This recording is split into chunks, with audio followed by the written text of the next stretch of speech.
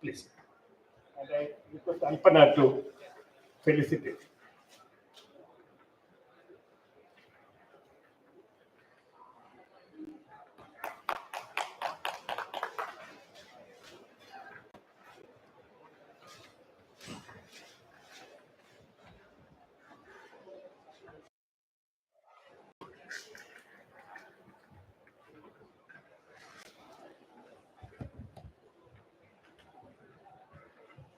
So we will sit here and have a conversation. I hope it is enjoyable.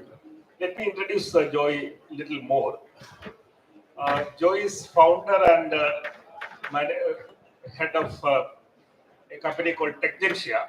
Techgentia works from Alapi, Cherthala in Alapi. Alapi, Cherthala is a very small town in India. This is one of the most beautiful thing of India's technology development. It doesn't happen only in Bombay or Delhi or big cities like that, Bangalore for that. The creativity of our people are spread across the country and including the small towns like Cherthala. So Joy started a technology startup there, and he won an award from Ministry of Electronics and IT for developing a uh, video conferencing app for Indian use. So we all use this video conferencing app like Zoom, etc. But we didn't have an Indian app for that. So the electronics department had called for a contest, and Joy won the award. And his app is being used as Bharat BC by various government departments, including Indian Navy, various courts in India, and companies like CA, organizations like CAG, Auditor General of India, etc. So now, later, Joy developed another app for real-time voice translation for Indian language. So, could you please explain the situation in India about real-time translation and your app? Okay, thank you, Mr. Rubin. Let me tell a bit history. That's how I came to this real-time translation. As Rubin introduced me, it was back in 2020. We won the challenge by Ministry of Electronics and IT, which was actually COVID. And our product now white labeled as BC, which is being used by PMO and other secure conferencing needs for the secure conferencing needs in India right now. And NIC is actually hosting that product. That's a kind of a on-prem solution for Government of India. And in 2023, actually, last year, Ministry announced another challenge because they need a kind of a real-time translation in the video conferencing. And there were two different problem domains they listed. One is real-time speech-to-speech translation. Second is the text-to-speech translation, as we see everywhere, like document translation and all. In the first problem domain, we actually participating right now. It is in the final stage. I will tell you what is behind it. I think Government of India actually sponsoring a project in Chennai IIT, and it is called AI for Bharat. That project is aimed at the translation, real-time translation using large language models from regional Indian languages, mainly the 13 major Indian languages. So that AI for Bharat is there for at least 2 years now. And there is been of a project called Bhashini, which is a kind of a commercialization of this particular AI for Bharat project. So Bhashini have a division in Ministry of Electronics and IT right now, which is called Digital India Bhashini Division. After forming that division, Ministry did a challenge. Right now, that challenge is happening for making products out of Bhashini. So we are developing four products out of Bashing right now. One is for the real-time video conferencing itself. In video conferencing, if you have people from different part of the country, say for example, a Malayali is there, then a Tamil is there, then a Hindi wala is there, then those people can translate and hear the audio in their language. That is almost real time. Almost real time in the sense the translation happens as it is a real time speech translation. It happens based out of pausing the audio. The translation happens only when we pauses. That particular stream of audio will be get translated and given back to the audience, whoever is there. So we have now we are having a limitation like automatic language detection is not available here. So either speaker or the viewer need to select from which language to which language we need to translate. So that is one of the limitations in that product. But other than that, the product is working fine and it is in the production, and right now we are giving some kind of alpha testing happening under Bashing right now. So that is one product. No, in between. See, for translation, we already have Microsoft products, Google Translate. Then why do we need another? Is it just national pride, or is there any other technical reason? It is not because of that reason actually. Any large language model needs data to train the model. So even though Microsoft or Google is there, India as such have the largest data set of these 13 languages than any other corporate company, one of the major things. So having the data with India, they are also taking data from various sources about different languages, but one of the largest data set is available inside the country itself. So it is either owned by public or so the data set that is owned by the government can be used. That is one for the Bharshni.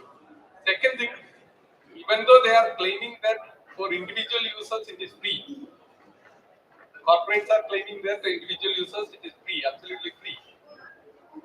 When it comes to commercial products like video conferencing, real-time translation, the cost is very huge. And the corporate, I would say, we are using Azure as a kind of a trial for this particular purpose. It will cost you $8 per hour per individual audio stream. That means 100 people are participating in a meeting and we are translating everyone's different languages to and fro, and it may cost you 1 hour $800. So it is not that feasible right now, because it is not only because of the translation cost, it is because of the heavy machine power that is using for this translation. So it is not feasible that in a long run, a corporate company's products can be used, or corporate company's capability of translation can be used for the common man's requirements. So that is one of the reasons Government of India is initiating this. So I am hopeful that Government of India can give a very good product soon. Is it free? It may not be free because, but it is an open source product. That's a good thing to have, because we can also take it and post it and make it a viable product for the common man than taking the corporate capabilities. So please tell me about your other products. Yeah. Second one is like one product we are working on is kind of a speaker body map. Say for example, in a rally, a person having another language speaker is talking to a public rally, and the audience is having another language speaker. So when the speaker comes in and speaker is speaking like this, in the real time, the audience may be hearing in Malayalam. All those audience may be hearing in Malayalam. So it is possible that any language speaker can speak in a rally happening in any of the part of the country, any part of the country in their native language.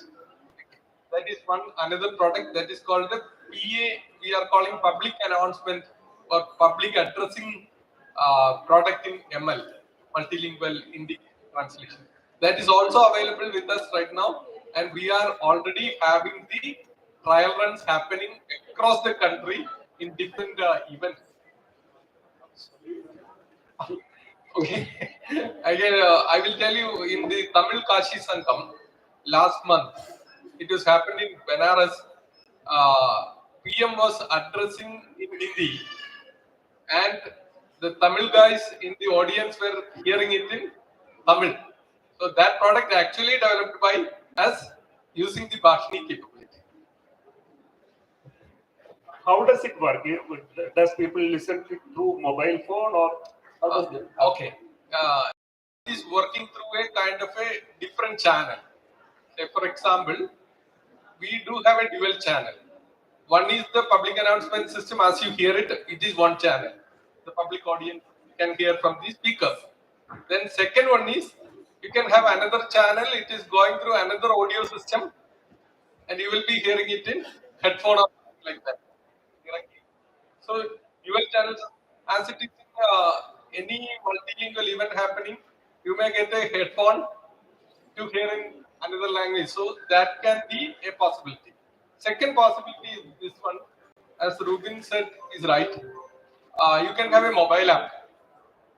So that mobile app can have a connectivity inside the location, and they can access that audio in another language. That is possible. We are working on, say for example, we are working on a multilingual RTMP streaming system. RTMP streaming system means you can live stream the video and audio to YouTube or Facebook live.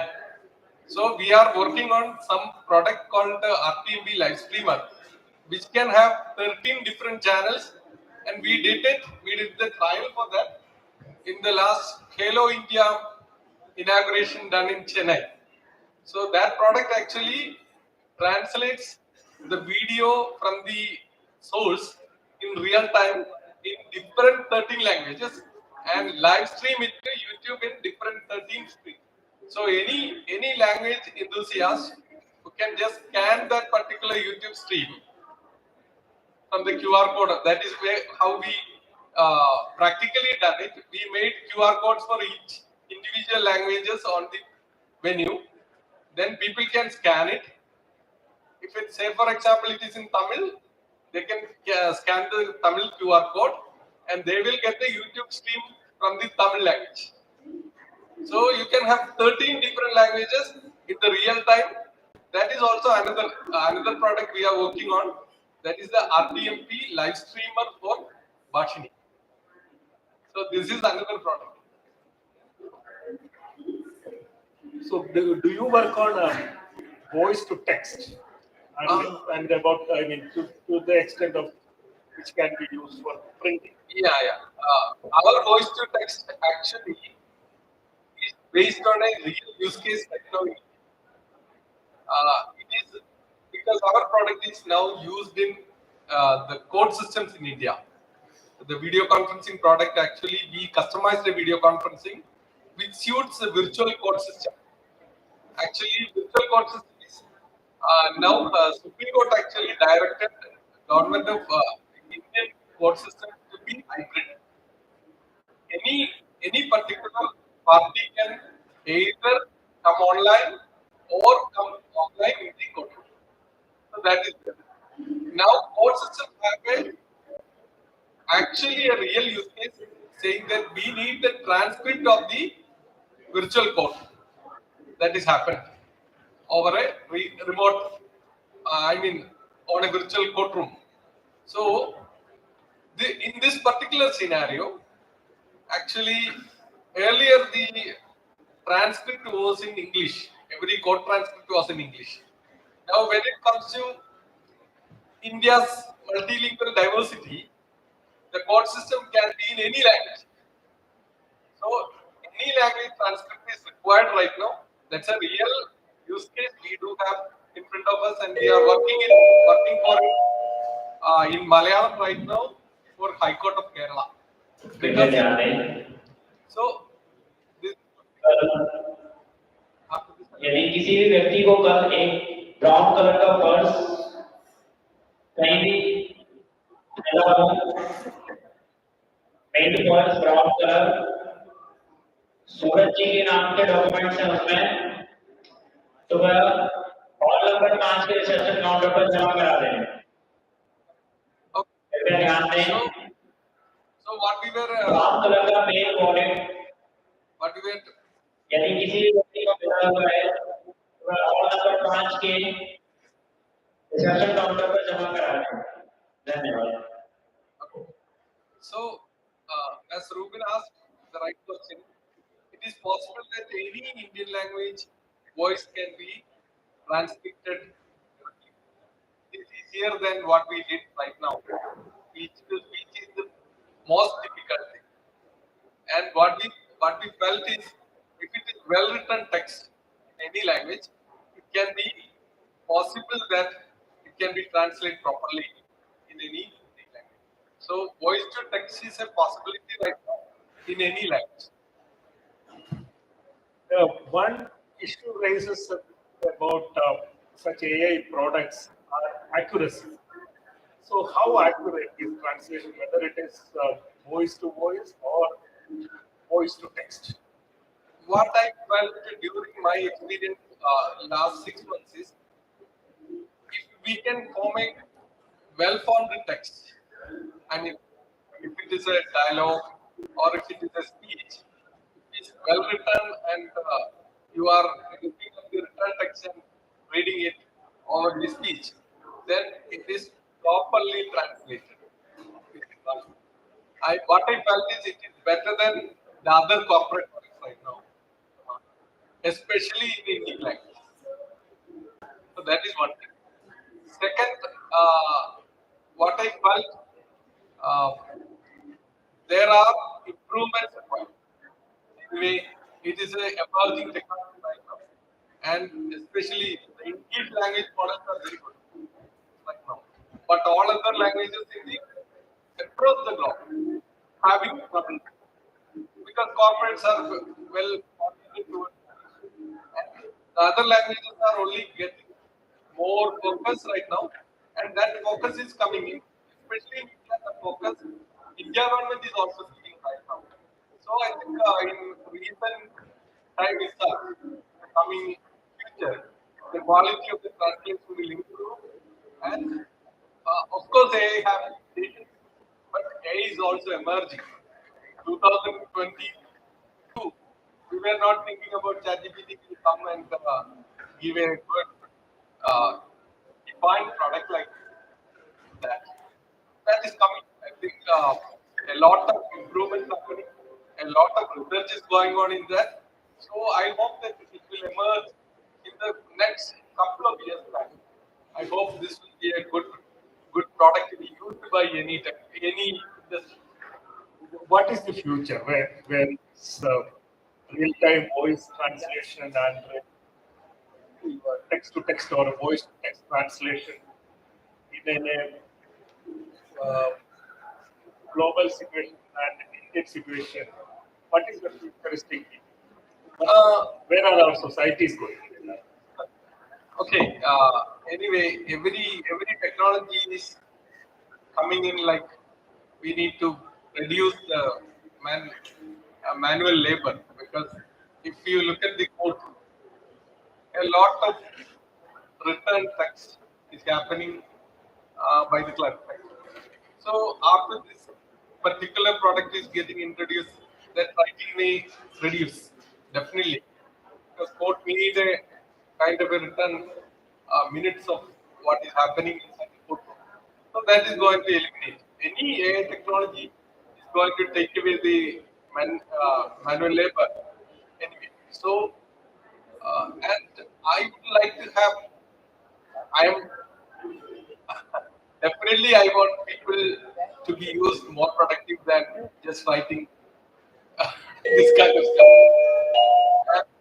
like people can be कृपया ध्यान दें taking out this kind of Prateek ji language. 20 वर्षीय युवक प्रतीक जी आपके मित्र Abhishek ji hall number 5 के reception counter पर खड़े हुए हैं आपका इंतजार कर रहे हैं I don't know whether Abhishek ji it is the correct way when you tell it. आपके मित्र हॉल नंबर 5 के रिसेप्शन काउंटर पर खड़े हुए हैं People need more time to relax. That's one.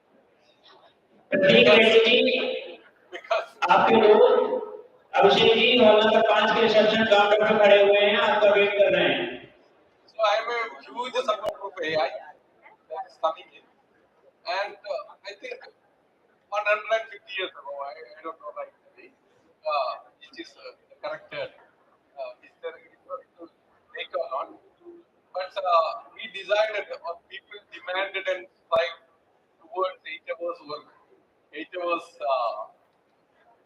leisure and 8 hours whatever we and things. So that happened 200 or years ago. Now people have more tools, more technology, more power, more. So I think 3 hours of work is enough. The other work should go to the machine. So it is my opinion. Others are in the industry maybe difference of opinion is there. There was a debate going on like people from India should work 70 hours a day from some kind of a. But what I hope is it can happen in the coming future. Maybe the next generation will enjoy 3 hours of work. The other time, very productive. But many people are quite skeptical about AI and such technologies. It is controlled by companies. I mean, when the internet came, it was more or less free. It was free from ideological restrictions. Now, major companies are controlling that. Similarly, AI also can be controlled by the interest of the capital.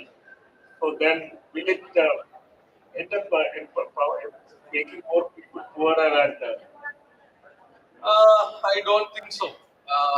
My point is because if you look at the government of India, they want to kind of money and all. So public money is spent on it, right? It is not corporate that is focusing on this. Maybe we are just lagging behind, but this public interest also coming out right now in AI. So I think corporates cannot rule that anyway. That is one thing. Then your second question is people are more and getting more and more poor and all. I think this particular technology, this is not alone. This is not the AI alone that is going to do the trick. There are synthetic biology coming in. Then new material science is coming in. Then comes futuristic technology components are coming in.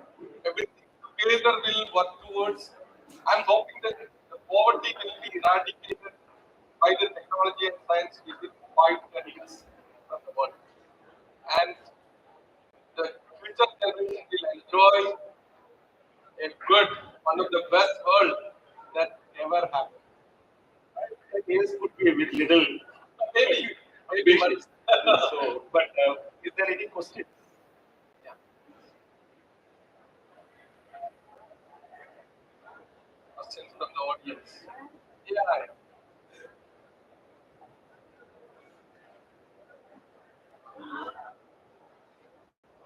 Hello, I'm Rashmi.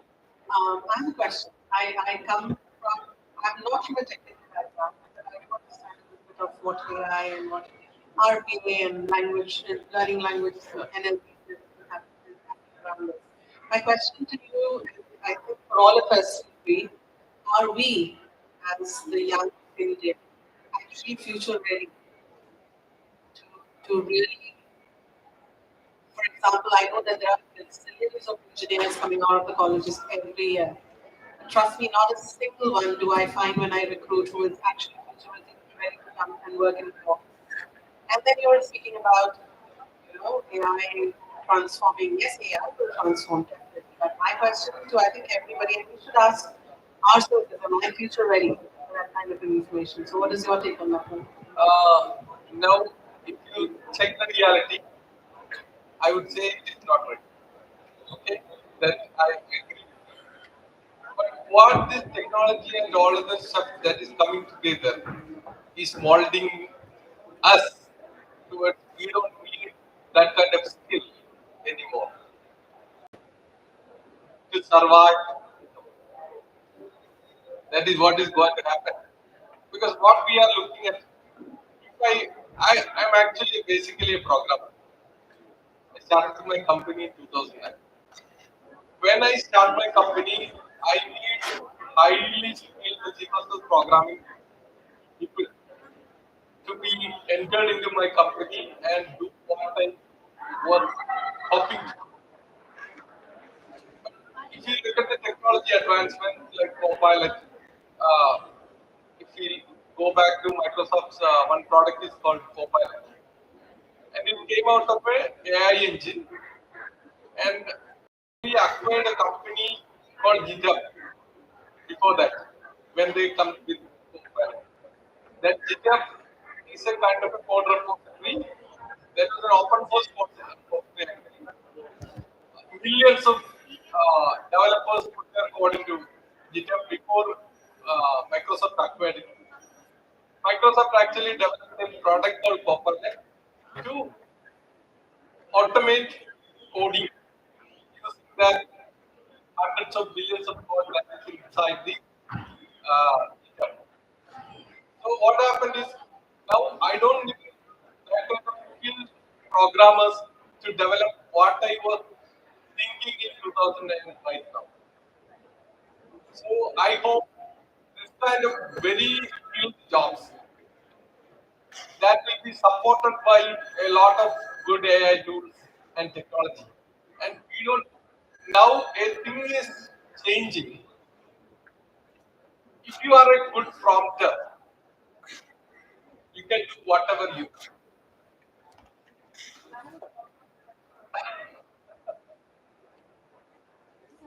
Debate.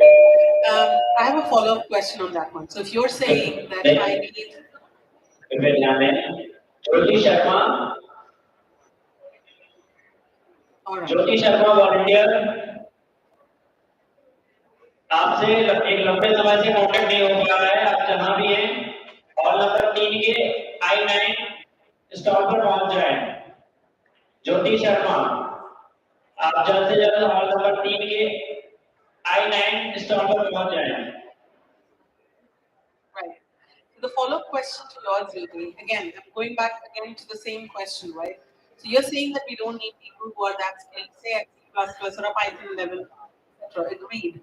But my question still remains, our education system, for that matter, has not grown to the levels of us being open about not going for an engineering college for 4 years, just picking up a skill from school, say 12th standard, and will you recruit those kind of people? Actually, I will not. Well, great if you are doing that. Yeah. But I would still question the same, right? I don't think we are, because I don't know where my future. I have two girls, right? And I'm really worried because they're not going to take up engineering. I'm sure they're never going to code. I'm sure that they're, so there is a large group of population which is not going to do all this. And how is it helping them?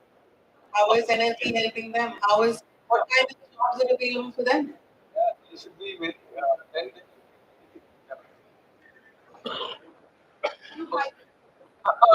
do hypothetical. The problem right now is I will tell you the fact. The current generation is not having any kind of requirements to satisfy, right? That is one of my observation. Maybe your kids, why they are thinking about a job or going for a engineering graduation or something. They are not because your kids doesn't need to satisfy anything that they think they lack right now. Maybe that may be the reason. I'm coming back to the prompt engineering. That is one of the areas that is emerging right now. If you are a good prompter, you can take AI cell to make things out of it. I would say the ChatGPT. I tried it personally. I'm using it, but I tried something else. Something else means it has the capability of building algorithms. That capability is not actually made by the authors of ChatGPT. No? So they are not meant to develop an algorithm developing product. They are meant to develop a kind of a conversational agent. That is what they are meant to do that. But it can, if we prompt GPT to make an algorithm, it will do right now. And it can make complex algorithms also. So that is where the trick lies. If you are intelligent prompter, you can make what you want out of that. So that is where the trick lies. Yeah. Any other questions from the younger people?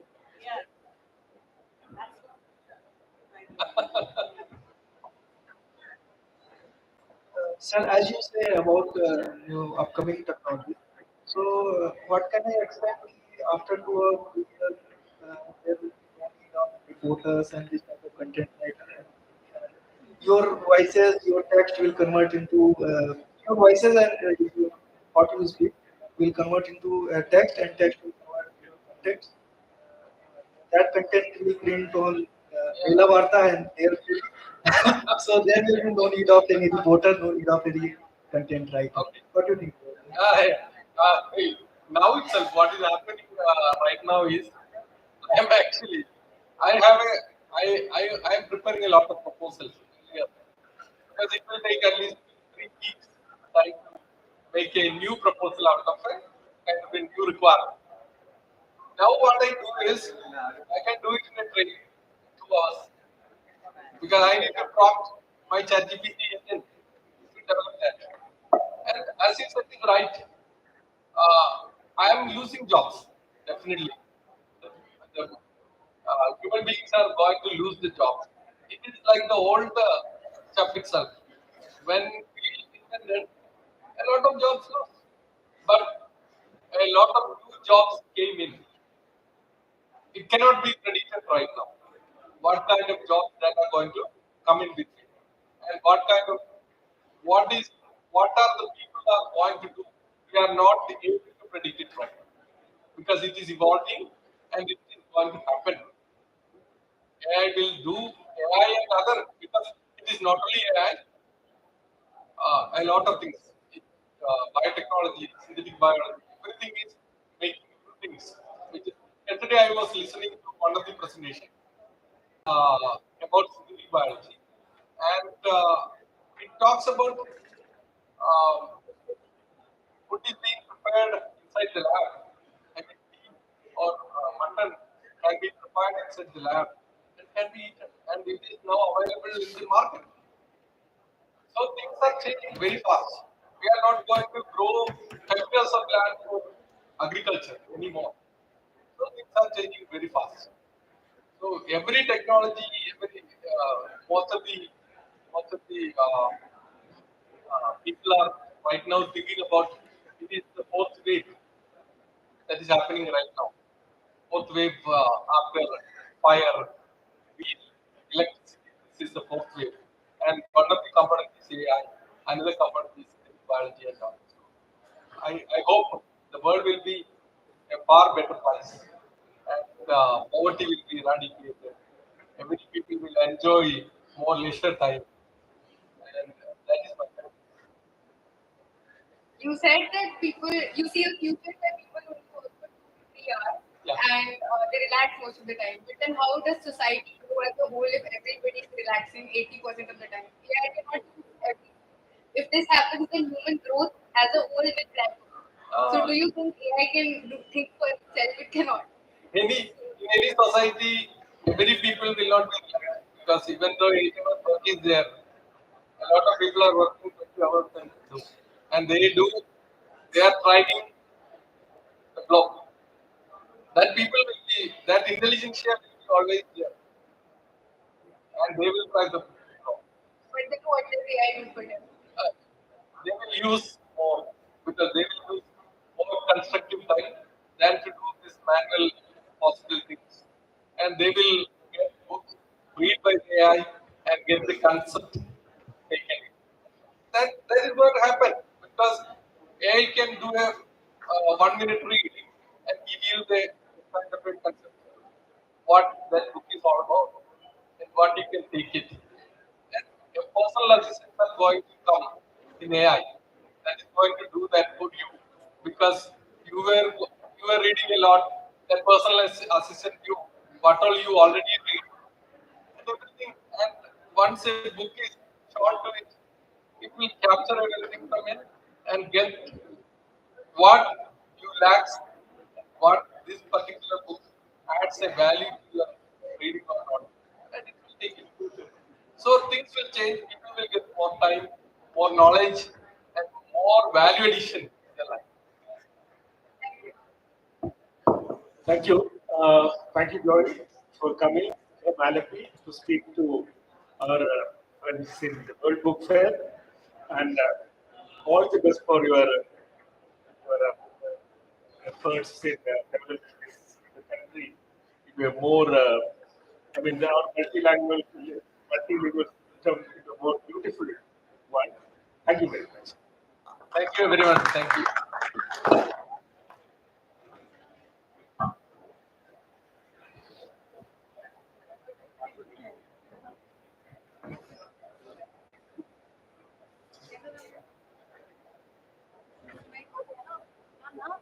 It's done.